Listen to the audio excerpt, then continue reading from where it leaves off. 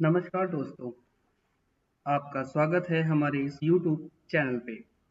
आज हम इस वीडियो के माध्यम से आपको बताएंगे कि ईपीएफ और ईएसआई की रजिस्ट्रेशन को श्रम सुविधा के पोर्टल से कैसे आसान बनाया जा सकता है। इसके अलावा कुछ अन्य महत्वपूर्ण चीज़ों को भी डिस्कस करेंगे, जैसे कि ईपीएफ के रजिस्ट्रेशन का प्रोसेस जो कि एक एम्प्लॉयर के द्वारा किया जाता है और जो कि बहुत ही मैंडेटरी होता है उसके लिए, किसको ईपीएफ की रजिस्ट्रेशन करना होता है, किसको आवश्यकता होती है और एम्प्लॉयर के द्वारा कंट्रीब्यूशन कितना होता है। इन सभी बातों को हम स्टेप बाय स्टेप रजिस्ट्रेशन के प्रोसेस के माध्यम से जानेंगे। तो सबसे पहले हम आपको बताना चाहेंगे कि ईपीएफ और ईएसआई है क्या। दोस्तों, ईपीएफ और ईएसआई एक प्रकार की, सबसे पहले हम ईपीएफ के बारे में डिस्कस करना चाहेंगे। ईपीएफ एक सेविंग स्कीम होती है जिसमें एम्प्लॉयर और एम्प्लॉई दोनों की ओर से जो सैलरी होती है उसका एक छोटा सा हिस्सा फ्यूचर के लिए सबमिट किया जाता है। और ईएसआई एक सोशल सिक्योरिटी स्कीम होती है जिसके माध्यम से हम एम्प्लॉय को एक मेडिकल फैसिलिटी और फाइनेंशियल प्रॉफिट प्रदान करते हैं। इसके अलावा आपको ये हम बताना चाहेंगे कि किसको ईपीएफ का रजिस्ट्रेशन करने की आवश्यकता होती है। ऐसे लोगों को, ऐसे एम्प्लॉयर को जिन्हें एक नई कंपनी रजिस्टर्ड करना होता है, या एक एम्प्लॉयर एक प्रोप्राइटरशिप या फिर एक नया कंपनी उनको स्टार्टअप करना है और उनकी कंपनी में 20 से ज़्यादा एम्प्लॉयज़ होते हैं, तथा अगर उनके पास 20 से कम एम्प्लॉय होते हैं तो वो वॉलंटरी बेसिस पे भी ईपीएफ का रजिस्ट्रेशन कर सकते हैं। ईएसआई के लिए किसी भी फैक्ट्री या एस्टेब्लिशमेंट जिसमें ईएसआई एक्ट की तरह एक डिफाइन किया गया है, जिसमें सभी इंडस्ट्री या होटल या शॉप जो भी हैं जिसमें 10 से ज़्यादा एम्प्लॉय काम कर रहे हैं और जिनकी wages limit minimum 21,000 per month होनी चाहिए, ऐसे लोगों के लिए ईएसआई रजिस्ट्रेशन करना मैंडेटरी होता है। आइए शुरू करते हैं। सबसे पहले आपको registration.श्रमसुविधा.gov.in पर आपको विजिट करना होता है। इस पे आने के बाद आप एक फर्स्ट टाइम यूजर हैं तो सबसे पहले आपको साइन अप करना होता है। साइन अप में सिंपली आप अपना रजिस्टर्ड ईमेल आईडी, अपना नाम, अपना फ़ोन नंबर डालते हैं और फिलअप करने के बाद आपको एक रजिस्टर्ड ईमेल आईडी पर आपको ओटीपी जाता है। ओटीपी वेरीफाई करने के बाद आप एक यूनिक यूजर आईडी और उसका पासवर्ड क्रिएट कर लेते हैं। यूजर आईडी और पासवर्ड क्रिएट करने के बाद आप जब लॉगिन करते हैं तो ये आपको डैशबोर्ड ओपन होता है। श्रम सुविधा का पोर्टल ऐसा पोर्टल है जिसपे आप ईपीएफ, ईएसआई तथा लेबर लाइसेंस जैसे सारी सुविधाओं को रजिस्ट्रेशन कर सकते हैं आसानी से। तो आज हम आपको डिस्कस करते हैं ईपीएफ और ईएसआई के बारे में। ईपीएफ और ईएसआई का जो आपका रजिस्ट्रेशन होता है वो दोनों एक साथ होता है। उसके लिए आपको लेफ्ट में एक रजिस्ट्रेशन नंबर, जो आपका ये रजिस्ट्रेशन शो हो रहा है, इस पर आपको क्लिक करना होता है। पहला ऑप्शन आपको चूज करना है जिसपे लिखा होता है रजिस्ट्रेशन फॉर ईपीएफ और ईएसआई। क्लिक करने के बाद आपको एक नया पोर्टल ओपन होता है जिसपे आपको ऊपर अप्लाई फॉर न्यू रजिस्ट्रेशन पे क्लिक करना होता है। यहाँ पे क्लिक करने के बाद आपके पास लिस्ट ऑफ एक्ट आती है। इसमें आपको ईपीएफ और ईएसआई दोनों ऑप्शन होता है। बेसिकली होता क्या है कि सभी एम्प्लॉयर एक साथ दोनों को रजिस्टर्ड करते हैं और दोनों को रजिस्टर्ड करने का पोर्टल भी सेम होता है, इसलिए दोनों को हम एक साथ चूज करके आगे बढ़ते हैं। यहाँ पे हम दोनों ईपीएफ और ईएसआई को चूज कर लिए हैं और सबमिट करते हैं। सबमिट करने के बाद हमारे पास कई सारे टैब ओपन होते हैं, जिन सारे टैब को हमें कंप्लीट करना होता है और कंप्लीट करने के बाद ही हमारा ईपीएफओ और ईएसआईसी नंबर जनरेट होता है। सबसे पहले हम एस्टेब्लिशमेंट डिटेल्स पे पहले टैब पे आते हैं, इस पे आपका एज पर पैन, यानी यहाँ पे लिखा है ना, in case of property firm name as per PAN is not required. इसमें आप अपने कंपनी का नाम, अपने ब्रांड नाम या अपने ट्रेड का नाम यहाँ पे इंसर्ट करें। उसके बाद आपका जो वर्क प्लेस का एड्रेस है, उसके लिए आपको एड्रेस प्रूफ की रिक्वायरमेंट नहीं होती, जैसा कि इसमें लिखा भी गया है। आपको अपने प्रीमाइसेस नेम में अपना घर का नाम या उसका घर का आपका नंबर दे सकते हैं। अपना स्टेट सेलेक्ट करिए, डिस्ट्रिक्ट सेलेक्ट करिए, अपनी सब लोकेलिटी सेलेक्ट करिए। सब कुछ अपना पर्सनल डिटेल्स फिल करने के बाद आपको अपना nearest police station, setup details में आप एमएसएमई का, जो आपने रजिस्टर्ड किया है एमएसएमई, उसका डिटेल्स आप यहाँ फिल करिए। अपना पैन नंबर, आपकी जो एस्टेब्लिशमेंट है वो किस कैटेगरी में आते हैं। इसमें बहुत सारी कैटेगरीज होती हैं, जैसे कॉमर्शियल एस्टेब्लिशमेंट, फैक्ट्री, माइंड। जिस चीज़ के लिए आप ईपीएफ और ईएसआई का रजिस्ट्रेशन कर रहे हैं उस कैटेगरी को आपको चूज करना होता है। चूज करने के बाद अपने सेक्टर को चूज करिए। आपका जो सेक्टर है वो किस गवर्नमेंट के अंदर में आता है, सेंट्रल गवर्नमेंट के या स्टेट गवर्नमेंट के या कोऑपरेटिव सोसाइटी के अंदर में। बी ऑप्शन में आपको अगर फैक्ट्री है तो आपको फैक्ट्री की सारी इन्फॉर्मेशन आपको यहाँ देना होगा। अगर आप सिंपल सा एक प्रोप्राइटरशिप या फिर कॉमर्शियल एस्टेब्लिशमेंट आप स्टार्ट कर रहे हैं तो उसके लिए आपको इस सारी इन्फॉर्मेशन देने की आवश्यकता नहीं होती, सिंपली आगे बढ़ सकते हैं। आपको यहाँ पे स्टार्टअप स्पेसिफाई रजिस्ट्रेशन नंबर, अगर आपने स्टार्टअप ऑलरेडी आपके पास सर्टिफिकेट है तो उसका नंबर दीजिए, नहीं तो आगे बढ़ जाइए। एमएसएमई का नंबर है, एमएसएमई का सर्टिफिकेट नंबर डालिए और उसका डेट डालिए। ओनरशिप की डिटेल्स में भी आप डेट ऑफ रजिस्ट्रेशन, रजिस्ट्रेशन का डेट नंबर और नंबर ऑफ ओनर्स, कितने नंबर्स ऑफ ओनर्स हैं। अगर आप डायरेक्टर हैं तो सिंगल ओनर होंगे, और इशूड बाई कौन से डिपार्टमेंट से इशूड हुआ है। आगे आप बढ़ जाइए। नेक्स्ट दूसरे पे आपका ई कॉन्टैक्ट्स, दूसरे टाइम में आते हैं। ई कॉन्टैक्ट्स में आपको एक प्राइमरी ईमेल देने की ज़रूरत होती है, जिसमें आपका इस ईमेल पे ओटीपी जाता है और मोबाइल पे ओटीपी जाता है, उसको वेरीफाई करना होता है आपको।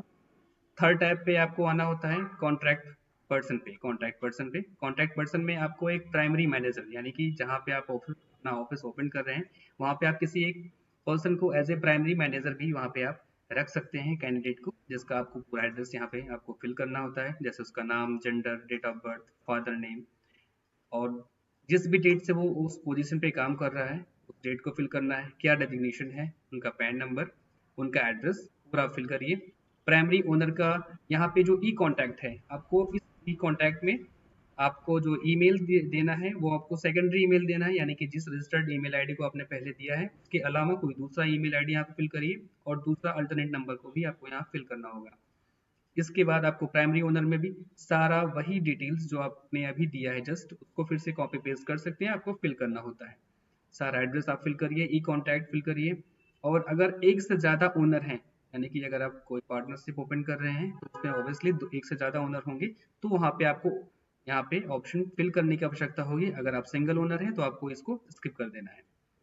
आगे बढ़ते हैं। इसके बाद आपको फोर्थ टैब पे आना होता है आइडेंटिफायर। आइडेंटिफायर में यानी कि आपको जो लाइसेंस मिला है, आपका जिस लाइसेंस के लिए आप, जिस कंपनी को आप रजिस्टर्ड कर रहे हैं, जिसके लिए आप अपना ईपीएफ ईएसआई का रजिस्ट्रेशन कर रहे हैं, वो उसके लिए आपको क्या क्या आवश्यकताएं हैं उसको आपको सेलेक्ट करना है। जैसे इसमें बहुत सारे ऑप्शन दिए हुए हैं कि कोई भी लाइसेंस जो कि हेल्थ अथॉरिटी की तरफ से दिया गया है, वो सेंट्रल एक्साइज का है, कॉन्ट्रैक्ट लेबर है, सेल्स टैक्स है, या फिर अदर्स। अगर आपके पास इन सब में से कोई भी डॉक्यूमेंट आपके पास नहीं है तो आप अदर्स करके यहाँ पे एमएसएमई को भी फिल कर सकते हैं। यहाँ पे आपको एमएसएमई का नाम, एमएसएमई का सर्टिफिकेट नंबर और किस डेट को इशू हुआ है उसको फिल करिए।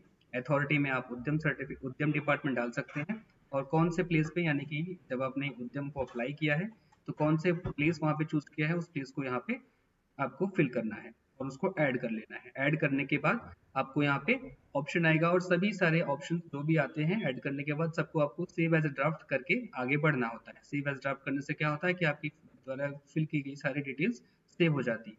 नेक्स्ट आपका आता है एम्प्लॉयमेंट डिटेल्स।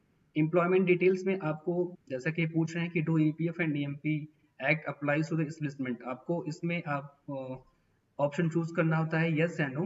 हालांकि हम एज ए वॉलंटरी बेसिस पे स्टार्ट किए हैं रजिस्ट्रेशन को प्रोसेस करने का, तो हमें यहाँ पे वॉलंटरी कवरेज एप्लीकेशन ही चूज करना होता है।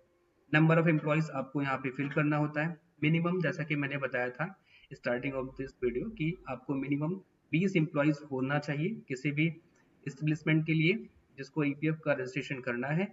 अगर 20 से कम एम्प्लॉय है तो वो एज ए वॉलंटरी बेसिस पे भी कर सकता है। हम यहाँ पे वॉलंटरी बेसिस पे कर रहे हैं तो इसलिए हम यहाँ पे 20 से कम भी एम्प्लॉय रख सकते हैं। तो यहाँ पे हम 1 एम्प्लॉय, और यहाँ पे नंबर ऑफ एक्सक्लूडेड एम्प्लॉय 1 और नंबर ऑफ इंक्लूडिंग एम्प्लॉय में 9, यानी कि टोटल हम 10 एम्प्लॉय को लेकर के चल रहे हैं। साथ में आपका नेक्स्ट ऑप्शन आता है कि date of agreement between employer and employ majority, यानी कि जिस डेट पे आपने एमएसएमई का जो आपने डेट डाला है स्टार्टिंग में, उसमें 2 डेट होते हैं।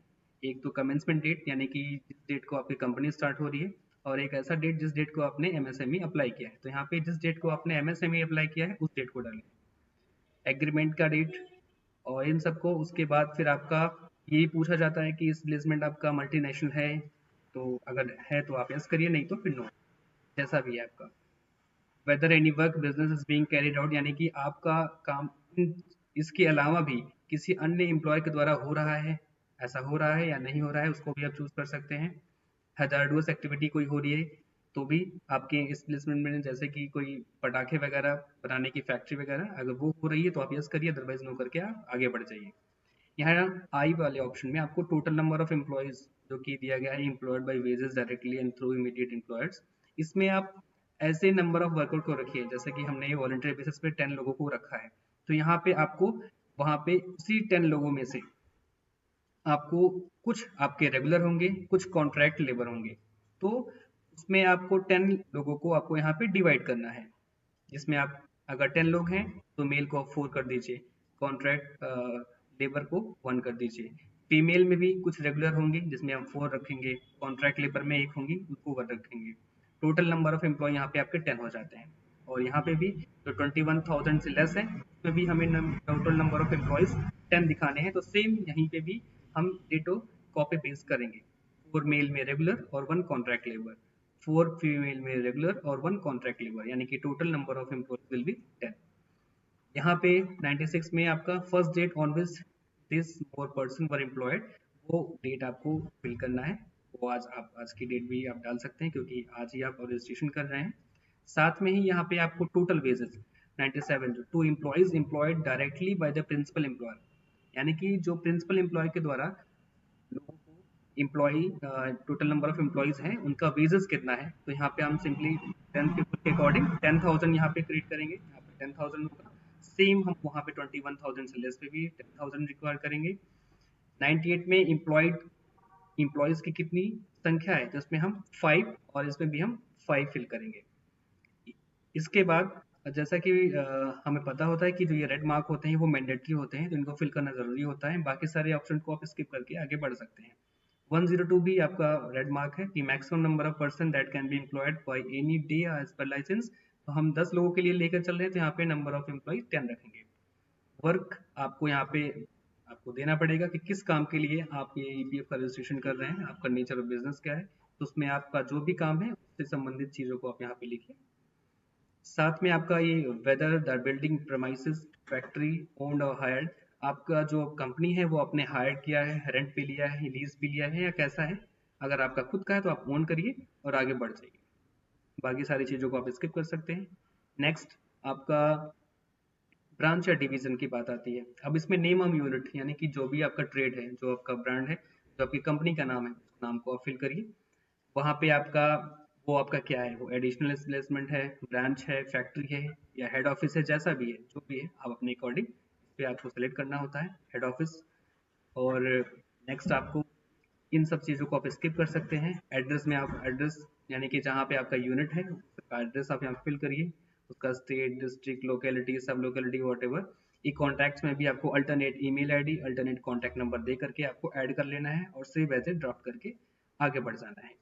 एक्टिविटीज पे आकर के हमें यहाँ पे एनआईसी कोड चूज करना होता है जो कि बहुत ही मैंडेटरी होता है। इसमें आपको अगर पहले से ही एनआईसी कोड के बारे में जानकारी है तो आप डायरेक्टली यहाँ पे फिल कर सकते हैं, अगर जानकारी नहीं है तो आपको सर्च करने के लिए ऑप्शन दिया गया है, इसमें आप यहाँ पे सर्च कर सकते हैं। अदरवाइज सर्च करने के लिए आपको उसका सेक्शन, उसका डिवीजन, उसका ग्रुप, क्लास और सब क्लास, ये सारे इन्फॉर्मेशन आपको पहले से होनी चाहिए। अगर नहीं है तो आपको अपने ट्रेड के हिसाब से पहले से ही गूगल पे आपको ये सर्च कर लेना है कि आपका जो ट्रेड है वो किस सेक्शन, किस डिवीजन, किस ग्रुप, किस क्लास और किस सब क्लास के अंडर में आता है। ये सेलेक्ट करने के बाद आपको लास्ट ऑप्शन, लास्ट टाइप आपका बचता है अटैचमेंट। अटैचमेंट में आपके पास जो भी डॉक्यूमेंट्स पहले से बने हुए हैं, जैसे कि अगर आपने ईपीएफ ईएसआई से पहले आपका एमएसएमई आपने अपना कंप्लीट कर लिया है, जीएसटी आपने कंप्लीट कर लिया है, रजिस्ट्रेशन और आपका सर्टिफिकेट आपको इशू हो गया है, तो उनको भी आप यहाँ पे अटैचमेंट में लगा सकते हैं। जैसे कि पहले ऑप्शन में आपको दिया है अटैचमेंट ऑफ प्रूफ एड्रेस, इसमें आपको ऑप्शन दिया है कि कोई भी licence issued by government, central government authority, या copy of water connection, copy of postpaid telephone number, और जो भी है इसमें से आप एक चूज करिए और उसमें आप अपना एमएसएमई या जीएसटी दोनों में से कोई एक लगा सकते हैं। अगर आपने यहाँ पे एमएसएमई लगा दिया तो नेक्स्ट वाले ऑप्शन में आप सेम इसी ऑप्शन को चूज करके जीएसटी रजिस्ट्रेशन को लगा दीजिए। थर्ड वाले ऑप्शन में लाइसेंस प्रूफ अटैचमेंट में भी आपको एमएसएमई लगाना है। एमएसएमई का नंबर डालिए, फाइल चूज करिए, अपलोड कर दीजिए। ध्यान रखिए केवल पीडीएफ की फाइलें ही अपलोड होंगी। तो कोई भी जो भी फाइल आपके सर्टिफिकेट है उसको पीडीएफ में पहले से ही कन्वर्ट करके आप जरूर रखिएगा। स्पेसिफिक सिग्नेचर अटैचमेंट, इसमें आपको ये डाउनलोड सैंपल फॉर्मेट दिया होता है। इस फॉर्मेट को आपको सिंपली डाउनलोड करना है और डाउनलोड करके आपको फिल करना होता है। फिल करके वो आप स्कैन करके पीडीएफ फाइल बना करके इसे भी यहाँ पे अपलोड कर सकते हैं। अपलोड करने के बाद आपको सिंपल सबमिट कर देना होता है। सबमिट करने के बाद आपको ई केवाईसी होती है, जिसमें आप अपने आधार के माध्यम से ओटीपी वेरीफाई करते हैं और ओटीपी वेरीफाई होने के बाद आपका ये एप्लीकेशन फाइनली सबमिट हो जाता है। धन्यवाद।